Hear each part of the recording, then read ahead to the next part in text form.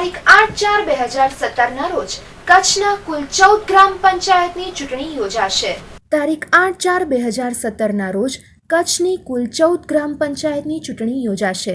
આ 14 ગામના 37 મતદાન મથકમાં 5 રૂટ બનાવવામાં આવ્યા છે, જેમાં 5 જનરલ ઓફિસરને જવાબદારી સોંપવામાં આવી છે, તેમજ તે લોકો પોતાના ગામે જઈ અને ચૂંટણી પ્રક્રિયા હાથ ધરશે અને ગામે પણ જે 37 બૂથની વ્યવસ્થા કરવામાં આવેલ છે ત્યાં ફર્નિચરની પણ વ્યવસ્થા કરવામાં આવી છે।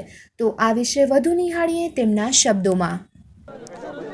NS ભાટી, નાયબ મામલતદાર મહેસૂલ, મામલતદાર કચેરી ભુજ।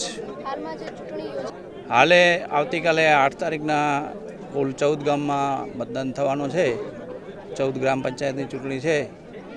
એમાં ચપરેડી, ભારાસર, મિર્જાપર, કોડકી, નાડાપા, સામત્રા, સરલી, વરજર, બળદિયા, હાજાપર, પદ્ધર, ધાણેટી, કનૈયાબેન, દ્રંગ આ 14 ગામમાં ચૂંટણી યોજાનાર છે।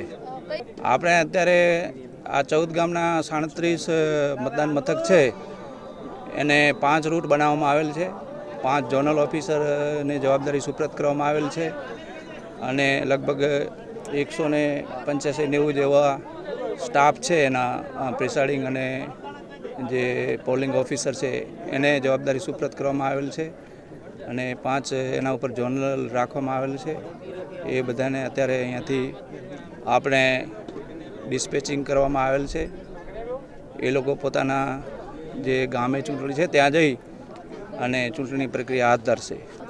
ની સુચારુ વ્યવસ્થા કરવામાં આવેલ છે। અહીંયાથી આપણે 5 રૂટ ગોઠવેલ છે અને 5 બસો મંગાવેલ છે।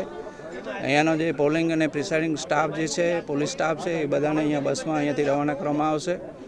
ગામે પણ જે 37 બૂથની વ્યવસ્થા કરવામાં આવેલ છે ત્યાં ફર્નિચરને બધી વ્યવસ્થા ત્યાં કરવામાં આવેલ છે અને ત્યાં એ ચૂંટણી અંગેનો ત્યાંથી કાર્યવાહી કરવામાં આવશે આવતીકાલે।